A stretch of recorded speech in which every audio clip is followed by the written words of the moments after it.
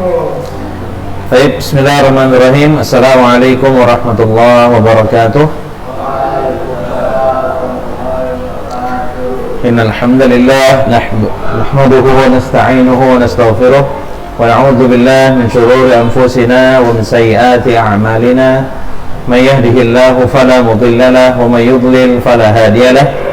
Asyhadu an la ilaha illallah wahdahu la syarika lahu wa asyhadu anna Muhammadan abduhu wa rasuluhu la nabiyya ba'dah, amma ba'du. Baik anak-anak sekalian, ya, pagi hari ini kita bersyukur pada Allah Subhanahu wa taala yang masih melimpahkan nikmatnya kepada kita berupa kesehatan dan kesempatan sehingga kita dapat melanjutkan pelajaran balaghah di kelas 11 ini, ya, dengan rasa aman dan kesehatan. Salawat dan salam tak lupa kita sampaikan kepada junjungan kita Nabi Muhammad SAW yang telah menyampaikan pada kita tentang agama Islam dan mengajarkan pada kita sunnah-sunnahnya. Baik, hari ini kita lanjutkan pelajarannya. Silakan buka buku di halaman 37, ya. Buka bukunya halaman 37. Ini udah ada bukunya semua? Belum? Ya udah, kalau gitu baik, Ustaz bacakan aja, antum tulis ya. Antum tulis jenis-jenis khobar. Jenis-jenis khobar halaman 37. Antum udah ada bukunya? Udah. Ya. Ini enggak Ustaz Barisi, ya, enggak Ustaz Syakil karena ternyata masih banyak yang belum punya buku. Ini alasan bukunya belum ada, kenapa?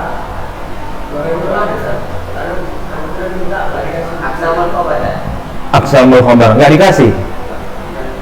Alasan nggak dikasihnya? Kemarin Ustaz udah tanya sama Ustaz Habibi di Akhwat, ya kan? Ustaz, Anda pernah dengar ada kelas atau ada murid yang belum punya buku sampai sekarang, Ustaz? Dia bilang waktu dia mau ngambil buku disuruh pulang. Iya, Ustaz, karena mereka ngambilnya habis zuhur katanya. Itu anak-anak Akhwat baru pulang gitu. Nah, jadi Ustaz rasa nanti antum bolehlah tanya lagi ke Akhwan, ke Ustadz Habibi, minta bukunya, tapi jangan habis zuhur, ya, menjelang asar atau sebelum asar lah pokoknya, ya. Baik. Nah, judulnya adalah Aqsamul Khobar, macam-macam khobar, atau buka kurung khobar, buka kurung berita, ya, macam-macam berita atau khobar. Karena nggak bisa dilama-lamain, nggak punya buku, nanti macam mana untuk jawab soal ujiannya, ya. Baik, dari situ khobar dilihat dari lawan bicara. Khobar dilihat dari lawan bicara terbagi menjadi 3.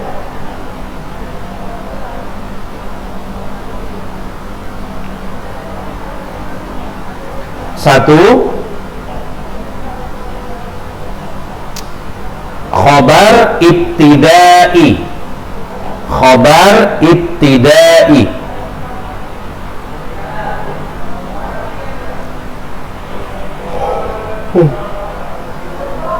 Titik 2,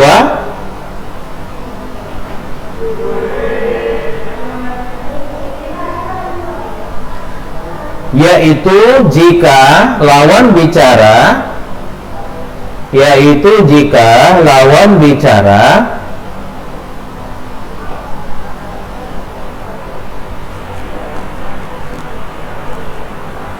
benar-benar tidak tahu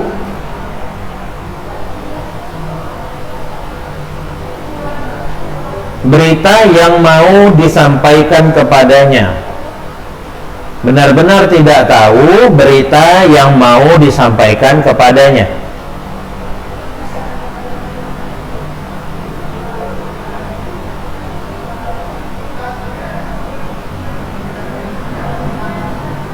Koma. Pada kondisi ini,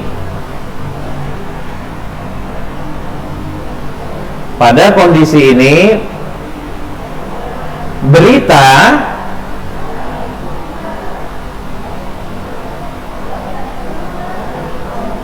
yang mau disampaikan kepadanya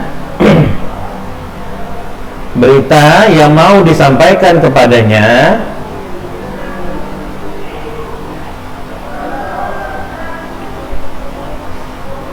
tidak perlu dipertegas.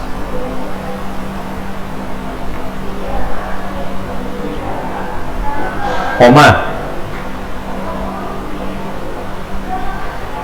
Yang seperti ini disebut khobar ibtidai. Yang seperti ini disebut khobar ibtidai. Berarti khobar ibtidai apa? Kalau dari penjelasan barusan bilang? Iya.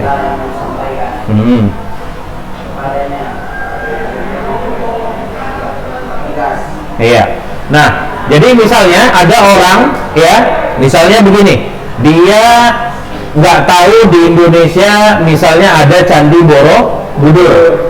Dia nggak tahu ada Candi Borobudur. Jadi kita bilang Candi Borobudur itu berada di Indonesia. Ya, jadi dia istilahnya turis baru pertama kali datang ke Indonesia. Dia nggak tahu salah satu objek wisata yang terkenal di Indonesia misalnya adalah Candi Borobudur. Maka karena dia nggak tahu, nggak perlu omongan itu kita tegaskan, nggak perlu kita tegas. Jadi kita bilang aja, oh Candi Borobudur itu di Indonesia. Nah, sekarang kita masuk yang kedua. Tengok di situ. Ya, khobar tolabi. Khobar tolabi.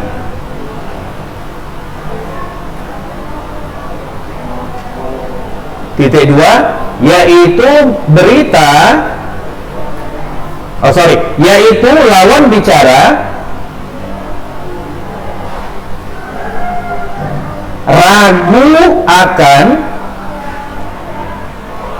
ragu akan benar atau tidaknya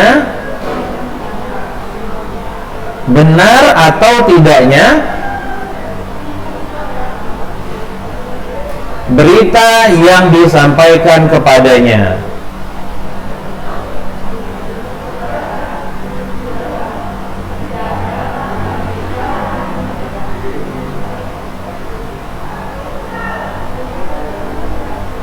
Koma, ya.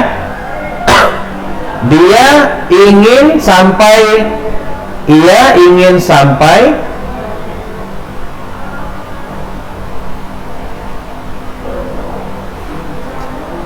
ke tingkat yakin.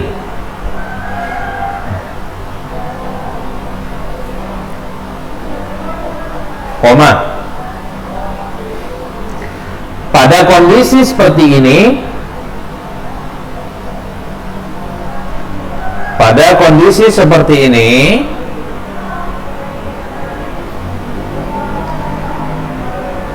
sebaiknya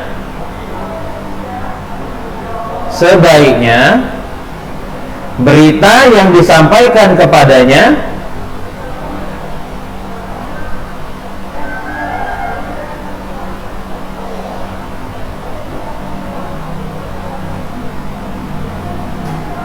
dipertegas.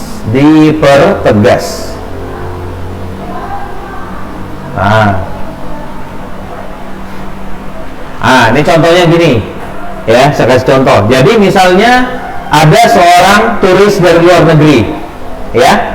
Nah, dia pernah datang ke Indonesia dan melihat candi yang lain selain Candi Borobudur. Dia lihat Candi Prambanan misalnya. Nah, kita bilang, di Indonesia selain Candi Prambanan ada candi lain namanya Candi Borobudur, misalnya kita bilang gitu. Dia ragu, benarkah itu, dia bilang. Nah, kalau dia udah ragu, maka ketika kita menyampaikan berita kepada dia itu harus dipertegas. Bukan harus sih sebenarnya, sebaiknya dipertegas karena dia ragu. Jadi kita bilang gini, iya benar, sungguh ada candi lain di Indonesia yang lebih terkenal, namanya Candi Borobudur. Itu misalnya aja, ya. Dia kan dia ragu. Maka kalau kita lihat lawan bicara kita itu ragu dengan berita yang kita sampaikan ke dia, beri penegasan, kasih penegasan. Kalau dia ragu. Nah, koma tadi. Nah, jenis ini disebut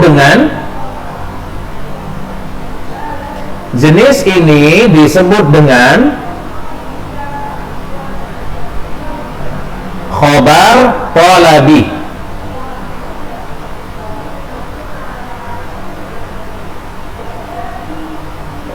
Khobar talabi. Iya. Nah, yang ketiga, khobar ingkari. Khobar ingkari. Ini sebenarnya kalau ada bukunya, ini ada contohnya dikasihnya di sini ya. Tapi sayangnya nggak ada buku, jadi nggak bisa panjang-panjang juga ngasihnya. Khobar ingkari titik 2, yaitu bila lawan bicara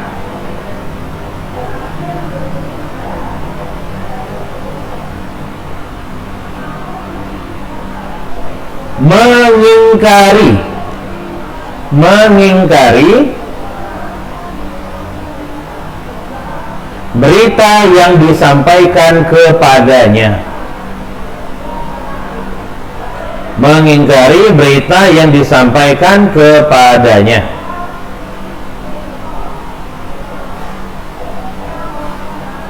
Koma. Pada kondisi seperti ini,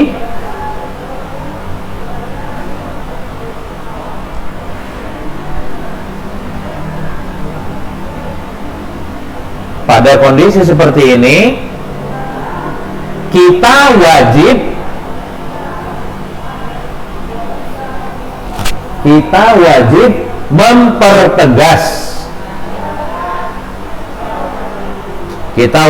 mempertegas berita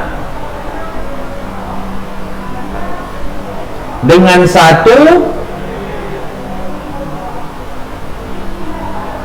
atau dua penegasan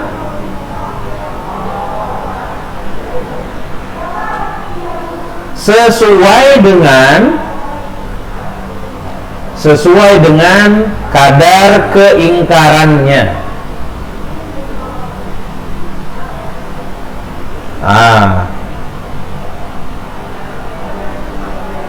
Ini contoh misalnya ya,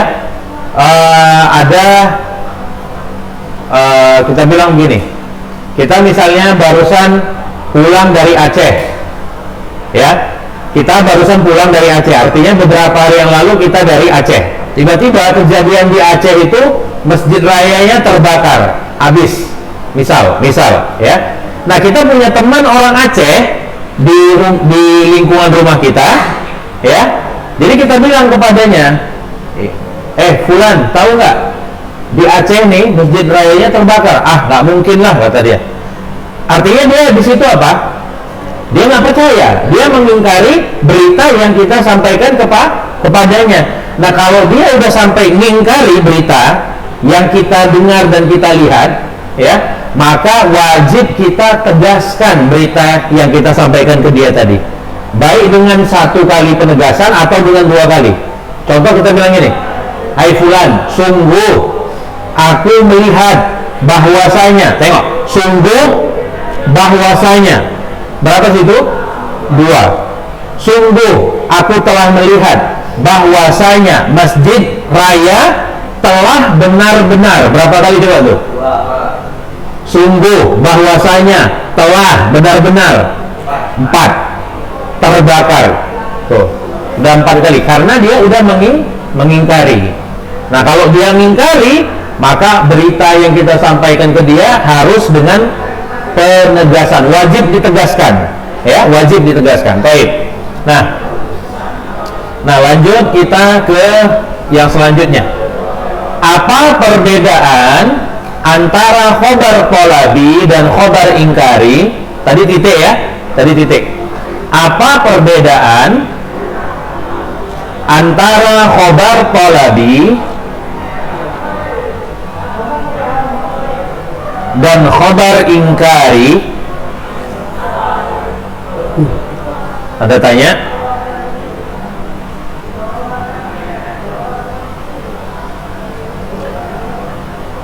Ya, jawabannya perbedaan antara khobar talabi dan khobar ingkari, perbedaan antara khobar talabi dan khobar ingkari adalah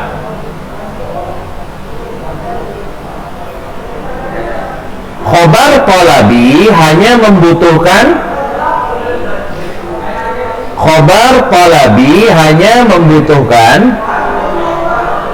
satu penegasan,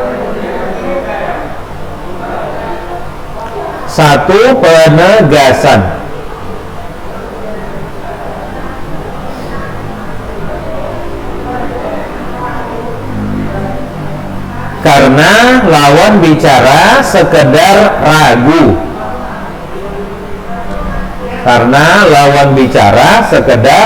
ragu. Titik.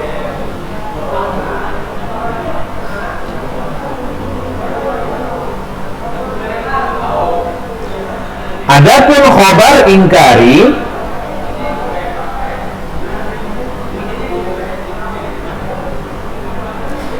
khobar ingkari membutuhkan dua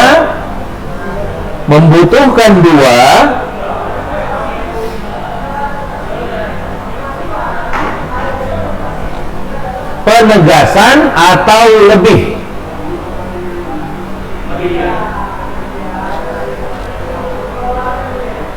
Coba tutup pintunya. Nanti makannya ya. Membutuhkan dua penegasan atau lebih. Karena lawan bicara mengingkari berita yang kita sampaikan,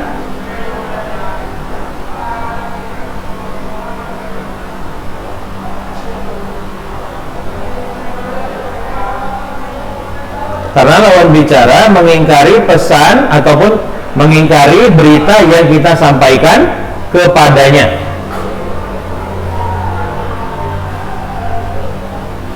dan meyakini kebalikannya. Titik. Paham maksudnya nih?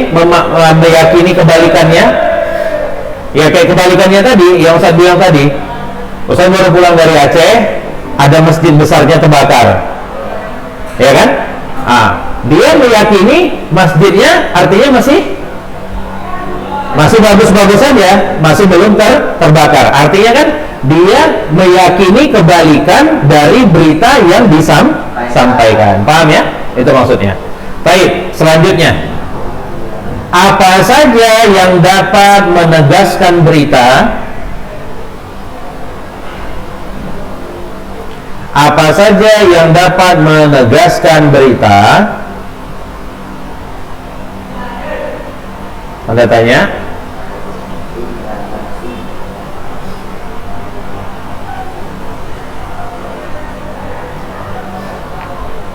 Ya. Di antara hal-hal yang dapat menegaskan berita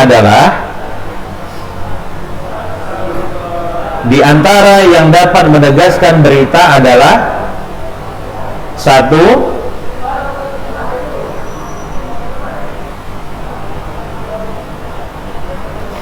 inna. Tahu nulis inna? Inna, ilmu nahu, ingat kan tulisan inna? Ya, buka kurung, tutup kurung, inna. Ya, buka kurung, inna, kemudian tutup kurung.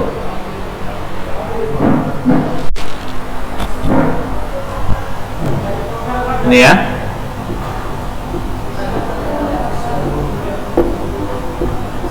Inna. Baik.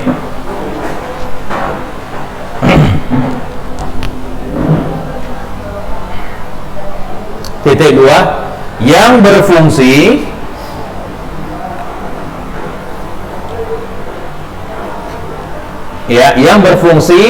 menasabkan mubtada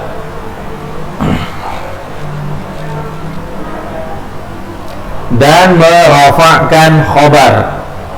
Yang berfungsi menasabkan mubtada dan merafa'kan khobar.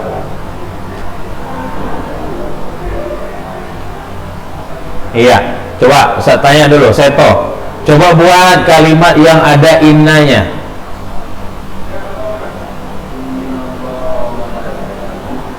Yang lain coba, jangan ayat Al-Quran, nanti buat sendiri. Misalnya Ustaz bilang kalimatnya al-baitu kabirun, coba masukkan inna.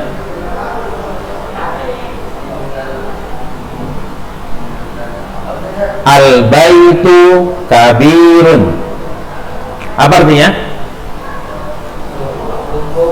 Enggak ada sungguhnya. Al-baitu, apa arti al-baitu? Rumah itu besar. Masukkan innanya coba. Innal baitu kabirun. Antum coba masukkan innanya. Al baitu kabirun, masukkan innanya. Innal baita kabirun. Antum coba.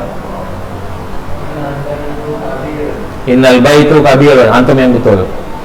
Innal baita kabirun. Iya, ini nahu kelas 7 nih. Ya, jadi perhatikan ya. Kan tadi saya bilang inna itu apa dia fungsinya? Menasobkan mubtada dan merofakkan khobar. Coba lihat, perhatikan sini ya. Ini jangan sampai nggak tahu lagi nanti. Lihat. Al baitu kabirun. Nah, lihat sini. Al baitu ini apa? Mubtada. Coba saya tanya dulu, apa itu mubtada? Oh iya. Apa itu mubtada? Ini pelajaran nahwu nih. Antum saya tahu? Apa itu mubtada? Ayo perhatikan, mubtada itu isim. Apa itu isim? Isim. Kata benda. Tengok ya, mubtada itu isim yang berada di awal kalimat dan barisnya marfu, dhammah. Ya, nah ini mubtada. Kabirun ini khobar. Khobar nih kalau kayak gini artinya apa berarti? Tengok. Enggak, kalau dari definisi ilmu nahunya. Tengok. Khobar ini tengok isim juga. Ya, isim marfu, ya. Fungsinya apa? Melengkapi mubtada. Contoh, kenapa Ustaz melengkapi mubtada? Perhatikan. Rumah itu besar. Coba kalau Ustaz hilangkan kabirunnya, jadi artinya rumah itu sempurna enggak? Enggak. Makanya khobar ini perlu ada untuk menyempurnakan mubtada. Paham nih? Nah, kalau kita masukkan inna ini fungsinya adalah menasobkan mubtada. Nasob itu apa? Nasob itu apa? Iya, fathah. Ya, nasob itu tanda asalnya adalah fathah. Dan merofakkan khobar. Artinya kalau rofa dia nggak perlu dirubah. Tapi namanya ini bukan lagi mubtada, berubah namanya jadi isim inna. Nah, khobar namanya tetap khobar, tapi ada tambahannya, khobar inna. Paham? Nah, jadi apa Ustaz fungsi inna ini? Menasobkan mubtada, merofakkan khobar. Ini kalau dari ilmu nahwu. Ilmu balaghah, inna ini fungsinya untuk menegaskan. Paham nih? Nah, makanya di situ dibilang tadi, di antara hal-hal yang dapat menegaskan berita, yang pertama adalah inna. Udah paham nih penggunaan inna? Iya. Contohnya tulis seperti firman Allah. Seperti firman Allah. Tulis ya ayat Qur'annya ya.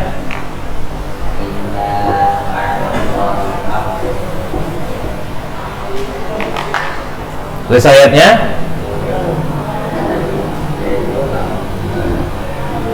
Inna wa'dallahi haqqun.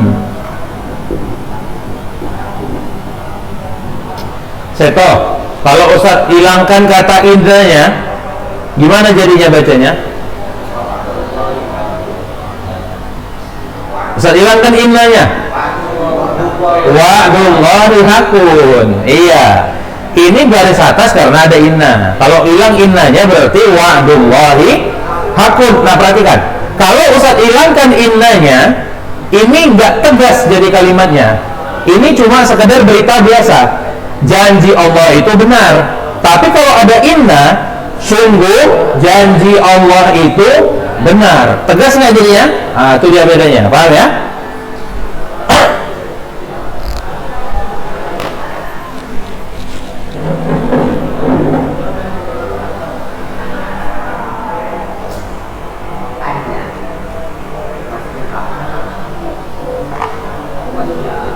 Oke, lanjut. Yang kedua, anna. Tahu tulisnya kan anna kan? Anna sama kayak inna, cuma hamzahnya di atas.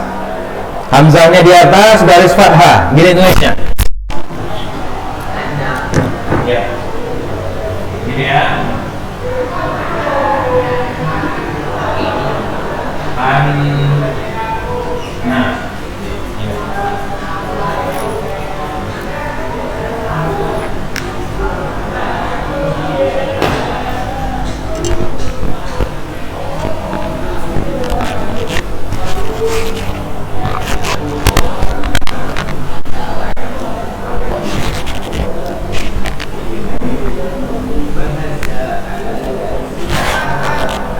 Ya, lanjut. Tugasnya sama seperti inna, titik dua, anna, titik dua. Fungsinya sama dengan inna. Berarti apa pekerjaannya kalau sama? Menasobkan mubtada dan merofakkan khobar. Nah, sama dia. Contohnya, tulis ayatnya ya.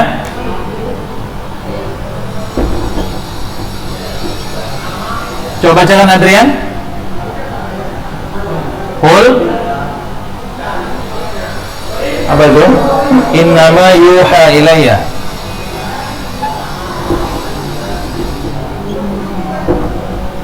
Innama yuha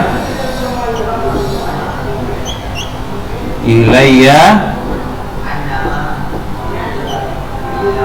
annama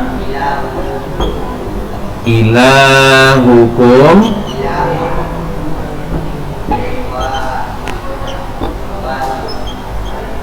ilahun wahidun.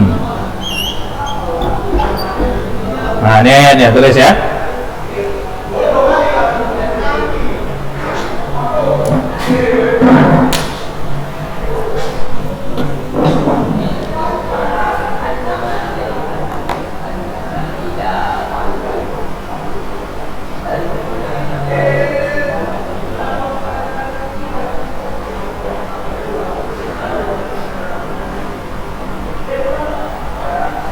Sampai jam berapa di sini? Bentar ya.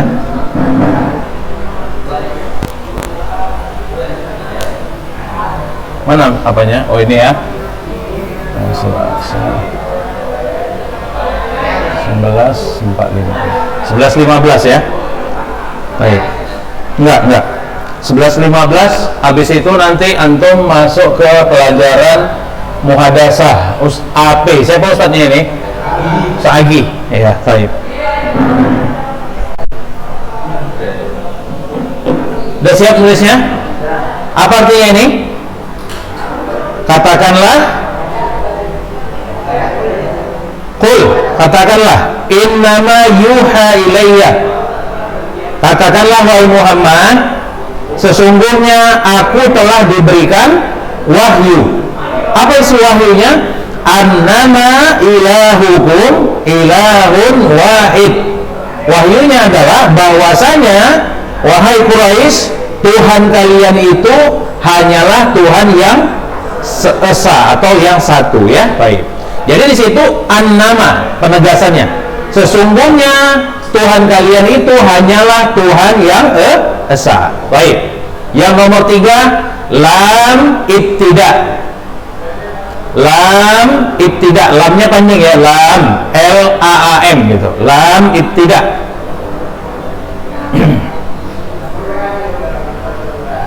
Titik dua,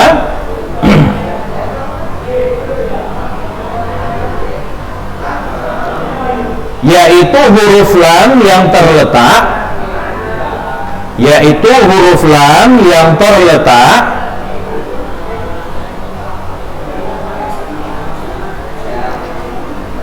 itu huruf lam yang terletak di awal kalimat,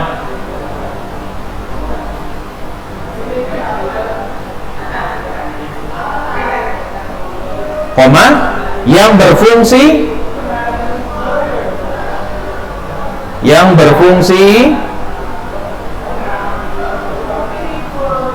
untuk memperkuat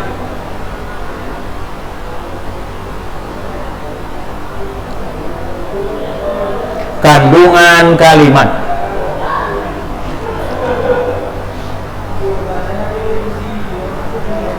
Seperti firman Allah,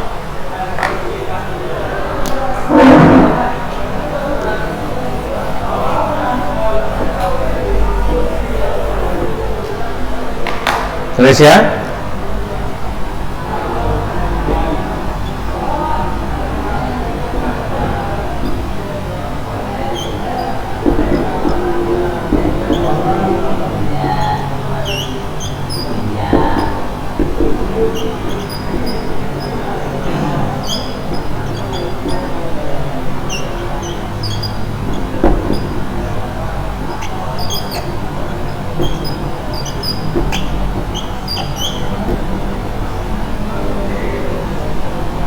Walal akhiratu khairul laka minal ula.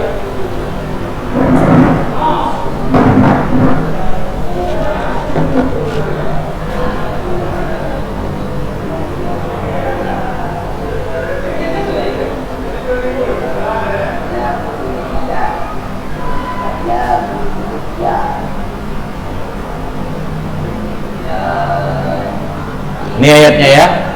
Walal akhiratu khairul laka minal ula. Apa artinya nih?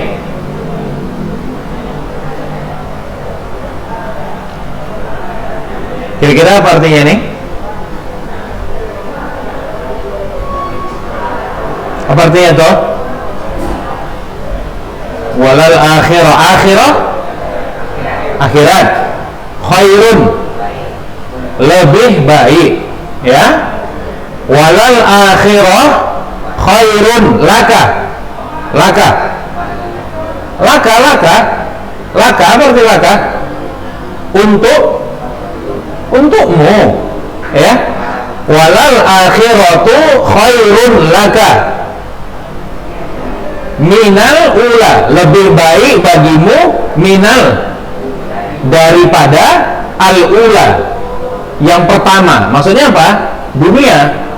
Nah, jadi wala adalahnya, tengok di sini ya. Lanya ini yang namanya lamul ibtidah. Ini fungsinya untuk menegaskan. Jadi artinya bukan dan akhirat itu lebih baik bagimu ketimbang dunia, bukan itu artinya. Dan benarlah, sungguh akhirat itu lebih baik bagimu ketimbang dunia. Jadi fungsi lainnya ini untuk menegaskan.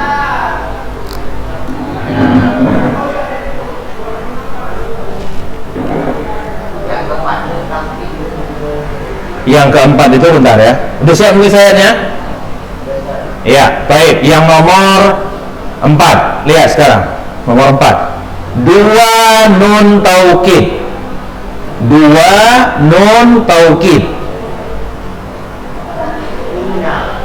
Nuna, di situ nuna. Tengok ya tulisannya. Perhatikan. Nuna at-taukid. Coba saya tanya dulu sama antum di sini. Antum kalau bilang dua, contohnya dua buku. Apa bahasa Arabnya? Dua buku. Kita baini atau kita bani. Iya kan? Ini kenapa bukan nunani? Kan saya bilang tadi artinya dua nun taukid gitu kan? Kenapa nggak ada mi-nya?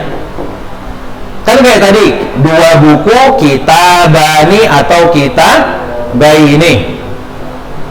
Kenapa di sini nggak nunani atau taukid saya bikin? Atau di bukunya pun nggak ada nunnya? Kenapa? Ada yang tahu? Karena di sini terjadi proses idhofah. Tahu idhofah?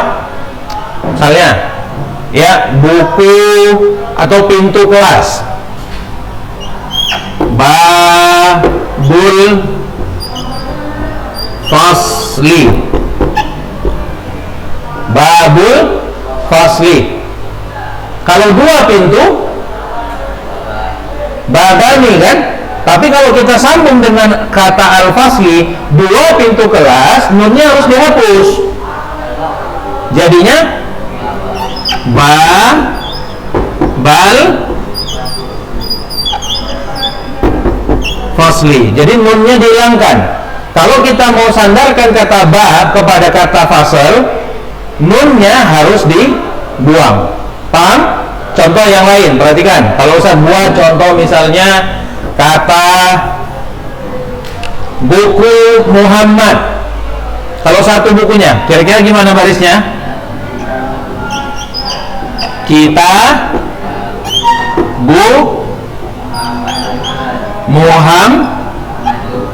Muhammadin.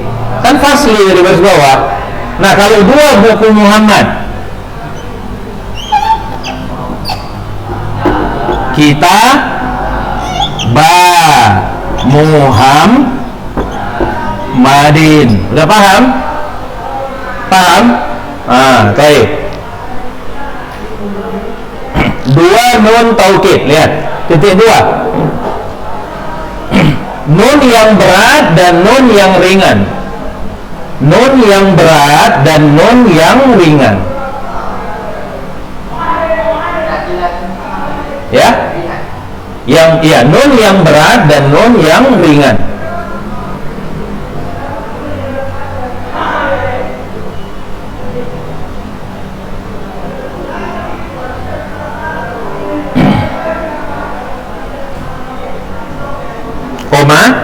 Kedua nun ini menegaskan fi'il mudhari.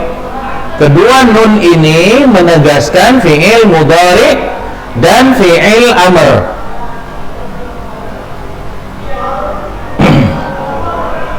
Kedua nun ini menegaskan fi'il mudhari dan fi'il amr.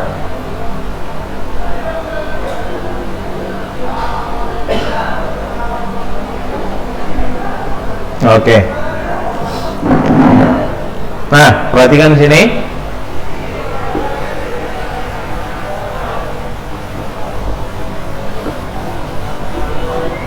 Nah, lihat ya. Contohnya dalam firman Allah, tulis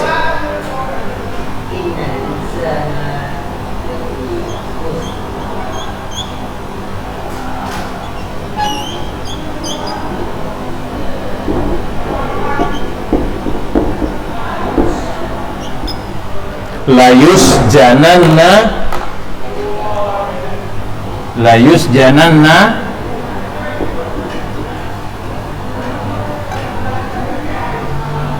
walayakunan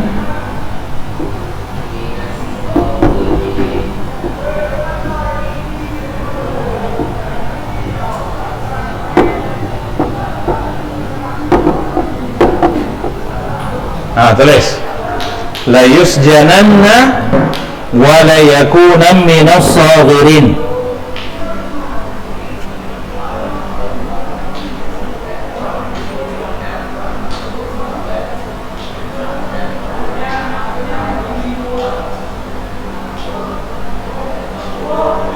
Tulis keterangannya setelah nulis ayatnya ya. Tengok sini.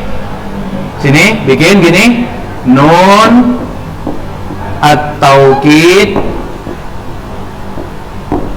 as-saqilah. Baru nannya di sini nun at-taukid al-khafifah. Ya. Begini keterangannya ya. Jadi la yusjananna, nunnya yang pertama yang berat, wala yakunan ya, nun taukid yang ringan.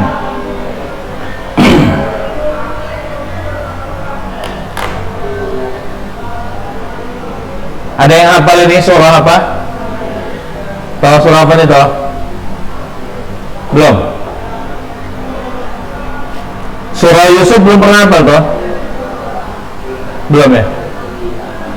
Ya. Tahu artinya ini? Oke, tengok ya. La yusjananna itu artinya, ini nggak usah ditulis, artinya nggak usah ditulis. Yusuf itu benar-benar akan dipenjarakan. Wala yakunan minas sagirin, dan dia benar-benar akan jadi orang hina. Orang kalau di penjara itu orang buat baik atau buat jahat biasanya? Antum tahu kenapa Nabi Yusuf di penjara?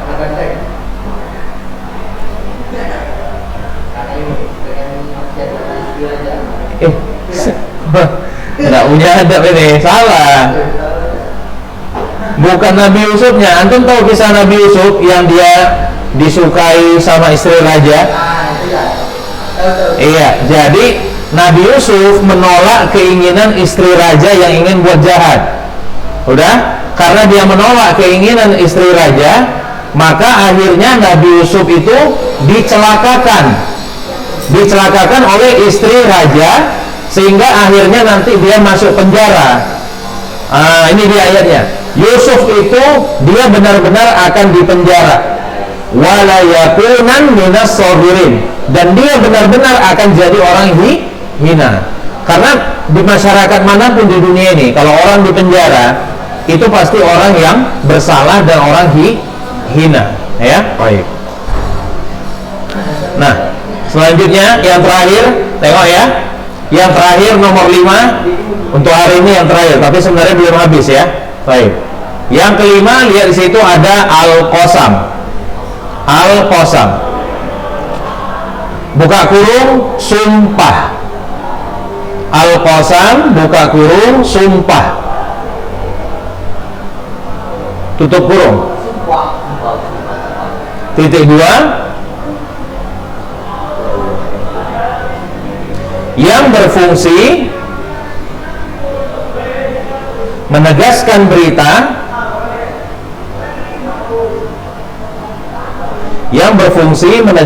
berita, menurut pendapat ahli nahu, seperti dalam firman Allah.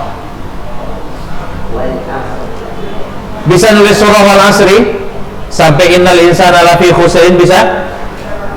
Ya udah, kalau nggak bisa saya tuliskan ya.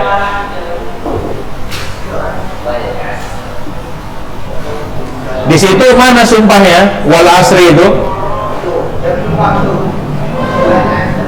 Iya, mana sumpahnya di sini? Dalam bahasa Arabnya?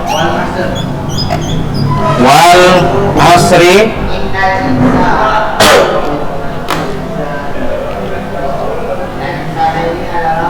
Innanya juga taukid sebenarnya, cuma kita sedang bicara tentang sumpah, ya. Innal insana lafi khusrin wal asri. Innal insana lafi khusrin, ya. Baik ya, sekian pelajaran kita untuk hari ini. Mudah-mudahan bisa dipahami dengan baik ya. Bagi yang belum punya buku, Ustaz sarankan untuk segera mengambil bukunya ya, karena pelajaran kita ini pakai bahasa Arab. Jangan nanti ada kayak kemarin pas ujian balaghah serupa kelas 11 atau kelas 12. Ustaz, ana izin ya Ustaz, jawabnya pakai bahasa Indonesia. Loh, kenapa kok pakai bahasa Indonesia? Iya Ustaz, buku anak belum ada katanya. Kenapa kok belum ada? Belum diizini Ustaz di SMA untuk ngambilnya katanya. Kenapa nggak diizini? Nggak tahu Ustaz katanya. Itulah makanya Ustaz hubungi Ustaz Habibi ya. Jadi jangan nanti Ustaz masuk minggu depan belum ada bukunya ya. Nah, baik. Sekian pelajaran kita hari ini, kita tutup dengan doa kafaratul majlis. Subhanakallahumma bihamdika, asyhadu an la ilaha illa anta, astaghfiruka wa atubu ilaik. Assalamualaikum warahmatullahi wabarakatuh.